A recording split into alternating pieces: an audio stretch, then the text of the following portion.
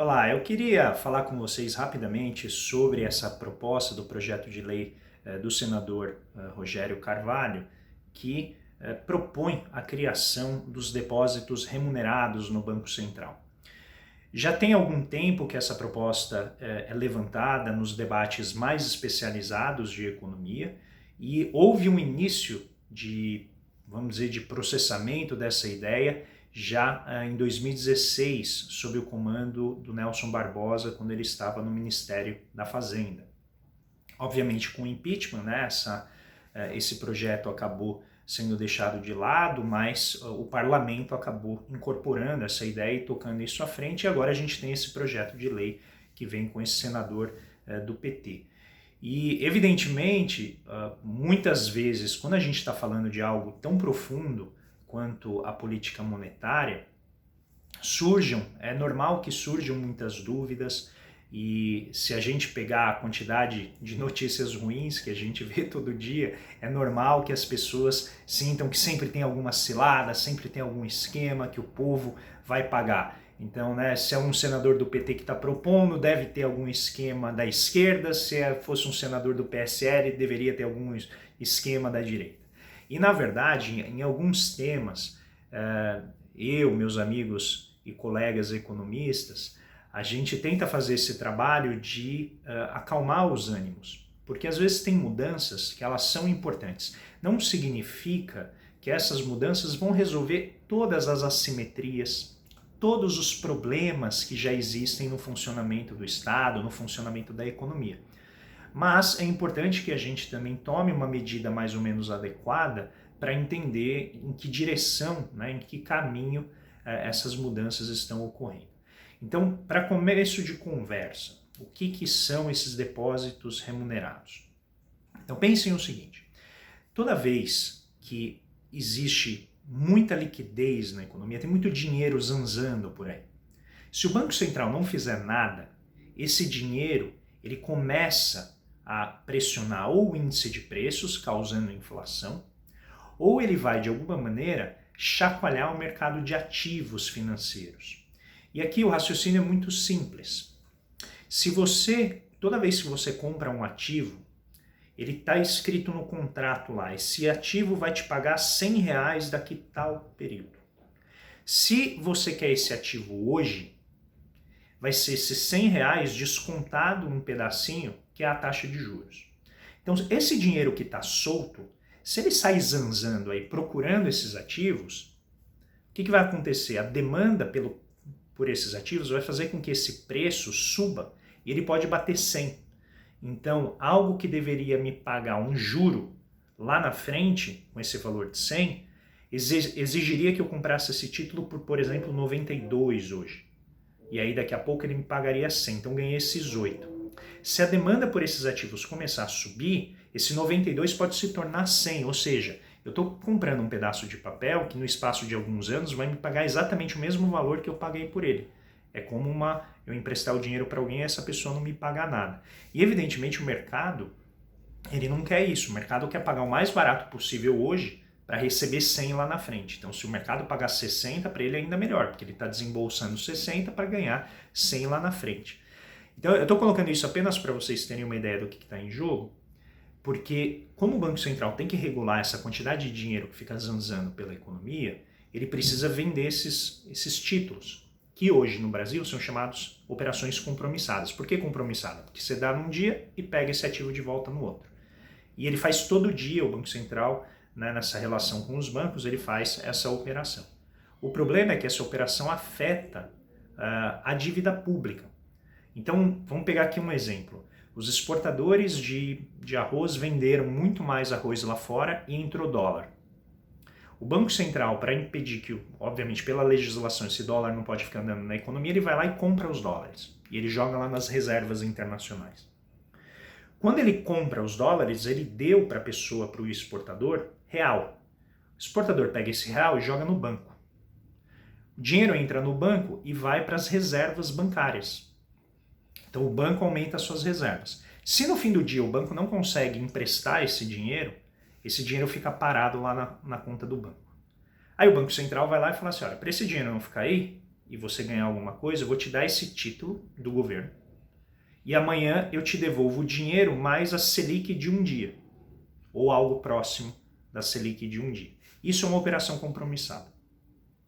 O problema, e é aqui que tem que ficar claro, quando o Banco Central dá esse título para os bancos, pega esse excesso de caixa dos bancos, para devolver para ele no dia seguinte esse valor mais um pouquinho, que é a Selic de um dia, essa dívida faz aumentar a dívida pública.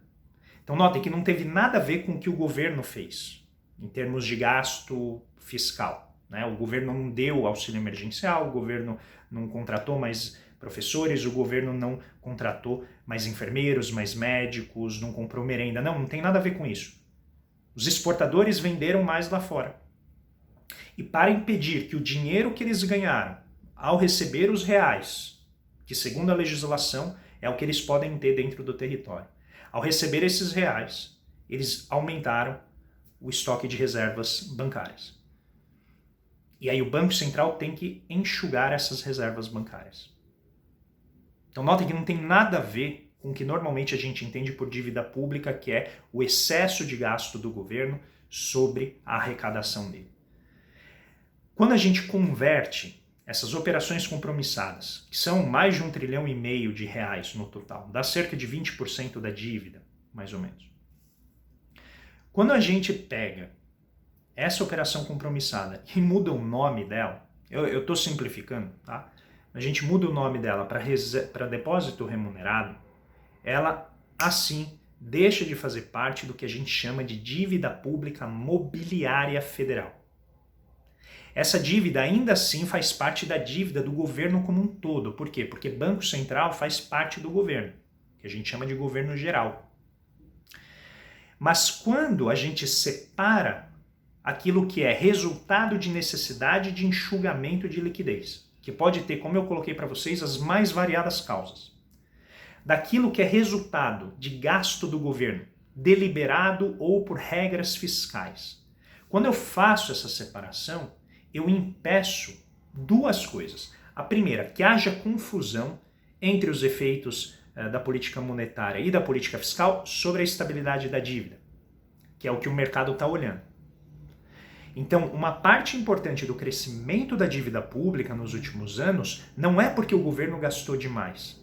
Uma parte importante é simplesmente o fato de que o Banco Central teve que enxugar essa liquidez que está no mercado. Por quê? Porque a Selic, que é esse valor, né, que hoje está em 2%, tem que ser a diferença entre o título que paga 98 hoje e o título que paga R$100 amanhã, daqui a um ano. Essa é a diferença simplificadamente, tá? Então, se esse título tem que valer 98, mas todo mundo está com um montão de dinheiro na mão e sai comprando esse título, porque tem pouco título no mercado, o que vai acontecer? Esse título não vai valer 98 hoje. Ele pode subir para 99, ele pode subir para 100. E se isso acontecer, a Selic cai. Porque a Selic ela é o resultado dessas operações que são feitas entre Estado, entre o Banco Central e o mercado bancário, que é credenciado para fazer essas operações. E o Banco Central ele tem uma meta de taxa de juros, que é essa meta que é organizada, né, ela é decidida nas reuniões do Conselho de Política Monetária, que ocorre a cada 45 dias. Então eles têm que ficar na meta. Se é 2%, aquele título hoje tem que valer 98 para daqui a um ano pagar 100. Se o Banco Central não recolher essa liquidez, esse título vai valer mais do que isso, porque o dinheiro hoje em dia não tem para onde correr. Então ele vai correr para esses títulos. E isso vai fazer com que o preço deles suba. E se o preço deles subir, a diferença com relação a 100 cai. E essa diferença é exatamente a taxa de juros. E o Banco Central não pode fazer isso, ele tem que manter a Selic mais ou menos naquele nível. Como que ele faz isso? Se tem muita gente querendo aquele título, ele emite esses títulos, essas operações compromissadas. E isso faz aumentar a dívida, pelo simples fato de que os bancos têm excesso de liquidez. Esse é o primeiro ponto. Esse projeto de lei elimina isso. Ou seja, a partir desse momento que a política monetária vai ser lidada dentro dos critérios da política monetária e não vai afetar mais as estatísticas de dívida mobiliária federal. que é a dívida que o mercado financeiro olha para dizer que o governo está gastando demais. Esse é o primeiro ponto. Segundo ponto, e aqui é a questão chave. Isso não significa que esteja tudo maravilha no terreno da política monetária. Não, nesse projeto de lei não se fala em autonomia do Banco Central. Exclusivamente é para converter operações compromissadas nesses depósitos remunerados. Só isso. E aí tem uma série de outros elementos, detalhes, como acompanhamento e necessidade de transparência junto à Comissão de Assuntos Econômicos do Senado. Existe algum controle social, muito embora a gente possa se questionar quanto à viabilidade e eficácia desse controle, mas ele existe. Mas o ponto mais importante, e que talvez muita gente não entenda, e esse é um debate que a gente vai voltar a falar, eu não vou resolver tudo nesse vídeo, nem daria, tá? Nem é meu papel, é que quando você reduz o tamanho da dívida pública imobiliária, o que você está fazendo é tirar daqueles que ficam demandando corte de gastos, demandando diminuição do Estado, a principal arma de pressão deles, que é o tamanho da dívida pública. Então o governo geral vai continuar com toda essa dívida. Só que o indicador que o mercado financeiro utiliza, ele vai cair drasticamente. Isso não é um truque contábil. Isso é simplesmente uma definição da natureza da operação que agora, do jeito que está, indevidamente afeta a estatística de dívida pública imobiliária. Porque na dívida pública imobiliária, a gente está essencialmente analisando aquilo que é resultado do gasto deliberado do governo em excesso à sua arrecadação. Essa é a medida da gastança. Mas não quando o Banco Central tem que recolher liquidez por conta dos mais variados processos econômicos que podem levar ao aumento da liquidez dos bancos. Aí você pode dizer, não, André, mas é injusto o Banco Central ir lá e pagar, né, por essas reservas. A gente pode ter essa discussão. Ninguém está questionando se isso é justo ou injusto. O ponto é, o que os depósitos remunerados fazem é isso. É só isso.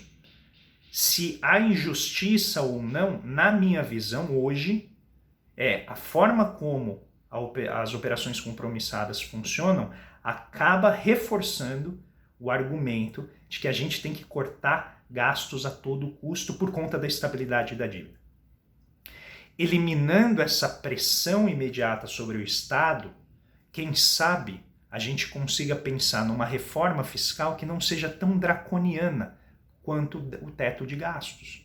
A gente possa pensar algum esquema de sustentabilidade da dívida que não envolva impor uma restrição tão grande sobre gastos essenciais da sociedade, como educação, saúde, infraestrutura, ciência e tecnologia.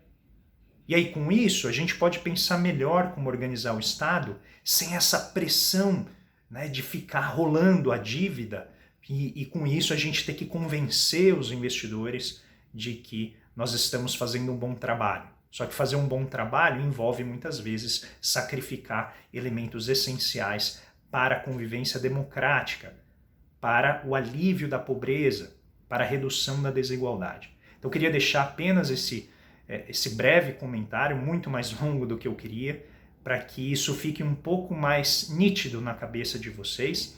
E eu gostaria também de saber o que vocês pensam, gostaria de saber a opinião de vocês. É um tema difícil, é um tema que ele eleva as emoções, principalmente com as pessoas que não estão familiarizadas com isso. E eu não quero aqui atacar ninguém, porque existem várias visões sobre, né, o funcionamento da política monetária, e eu acho que as pessoas precisam entender. Tá? Então eu entendo quem está querendo mobilizar a população em prol de uma melhoria no controle disso, entendo perfeitamente. O que eu acho que a gente não pode fazer é sacrificar um movimento positivo só porque ele não é positivo o suficiente no alinhamento com aquilo que a gente acha que tem que ser feito. Tá? Essa é a minha visão. E aí a gente pode, a partir disso, montar, né, um cronograma de mudanças que a gente acha viável. E esse sim eu acho um debate muito rico de se ter, tá bem? Então deixem aqui a sua opinião, se você puder, deixe aqui a curtida, acione o sininho para receber as notificações. Um grande abraço e um bom final de semana.